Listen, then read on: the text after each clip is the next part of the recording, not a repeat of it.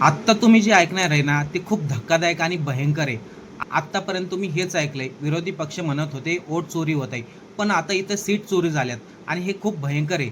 कारण की यामुळे लोकशाही धोक्यात आली. आता काय झालं बघा, सध्या राज्यसभेमध्ये लोकसभेच्या जागांवरती निवडणूक होणार आहेत. त्यामुळे सर्व पक्षातील लोकांनी आपला उमेदवार दिला. मध्य प्रदेशमध्ये देखील असंच काही घडलं. काँग्रेसने मीनाक्षी नटराजन यांना उमेदवारी दिली आणि त्यात जवळपास जिंकल्याच होत्या, म्हणजे जिंकण्याच्या तयारीत होत्या. पण भाजपने काय केलं, निवडणूक आयोगाकडे गेले, मीनाक्षी नटराजन यांच्याबद्दल काहीतरी सांगितलं.